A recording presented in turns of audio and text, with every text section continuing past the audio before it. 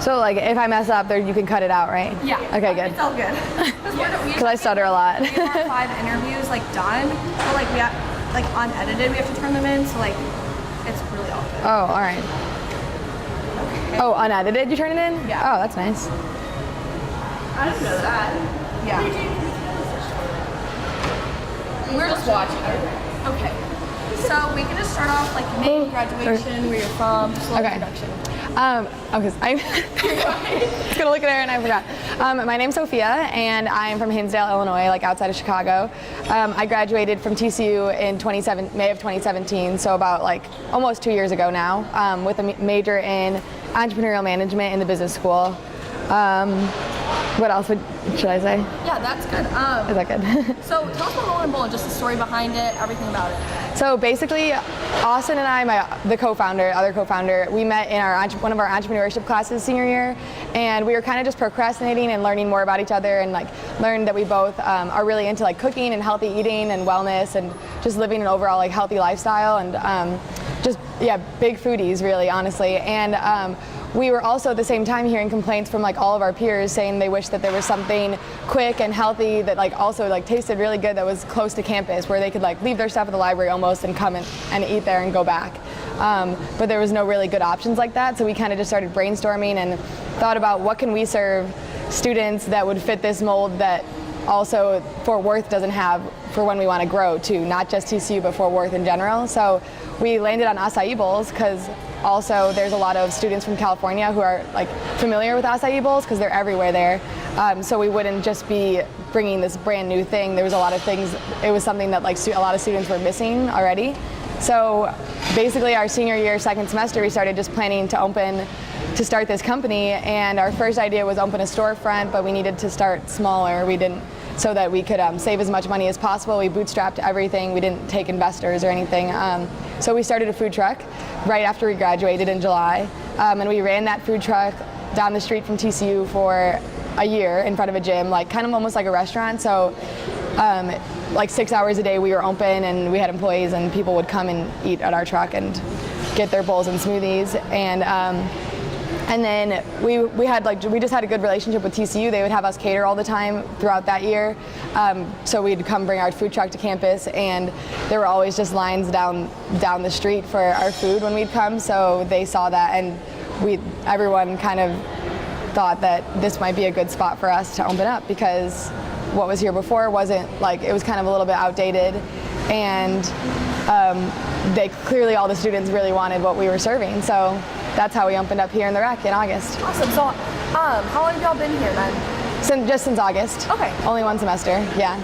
So then how did you come up with the name Rollin' and Bowling? So coming up with a name was really hard, honestly, because it's like, what's going to be with you for the rest of everything. So we were just sitting in Austin's house, like his senior year, like all his roommates were there. Everyone was just like throwing out words because we could not think of anything.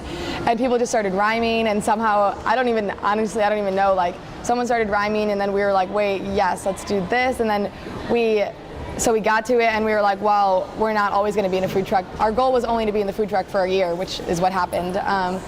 So we shortened it to, so we were like, we can shorten it to RnB, and that's why it says RnB in our logo too, so it could kind of be more timeless. Yeah. And then if people ask what it was, it kind of brings us back to like our roots. So Rollin' is for the food truck, and then Bowlin' is for the acai bowls. Oh, that's so cool. That's probably what I should have started as. So like, how is it having your own business and you being so young? It's really fun, honestly. I mean, everyone's really supportive.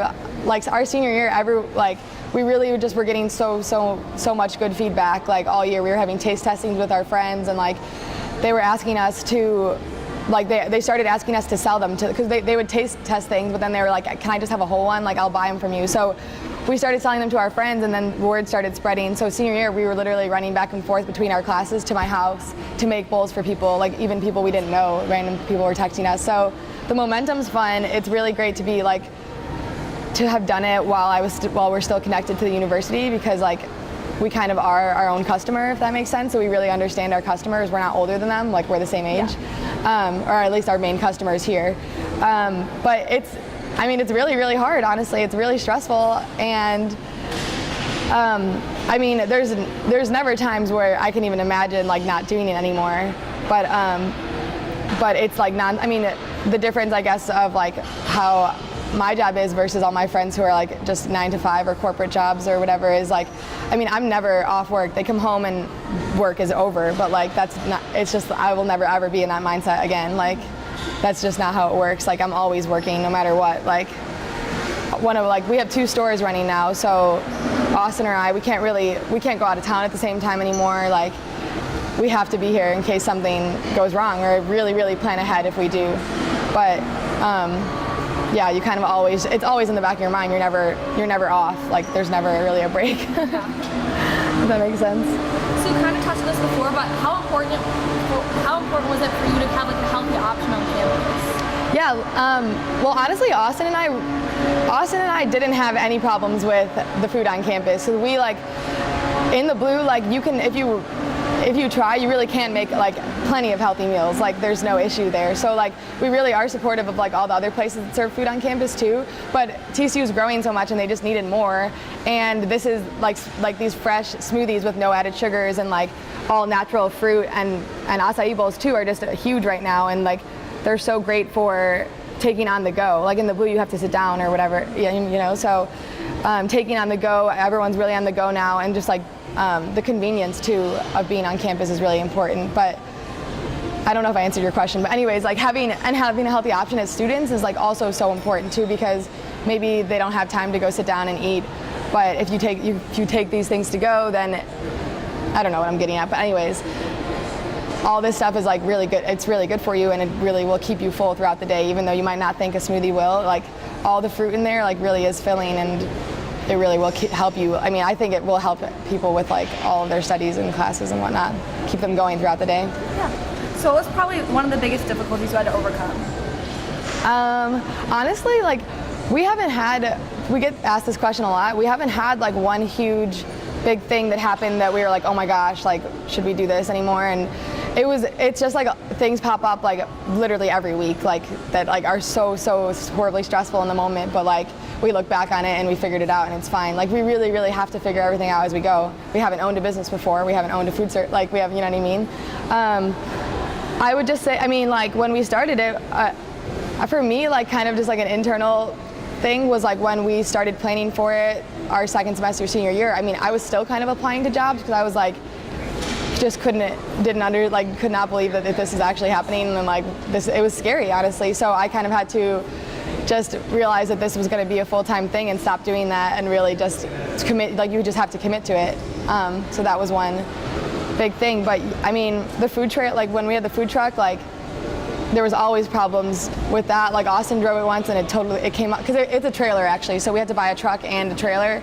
And so, I mean, Austin drove it once and the hitch wasn't done correctly, and it literally came off the hitch while he was on the street, like the trailer from the truck. I wasn't there for that, thank God. And just like little things, but everything like is fine and nothing.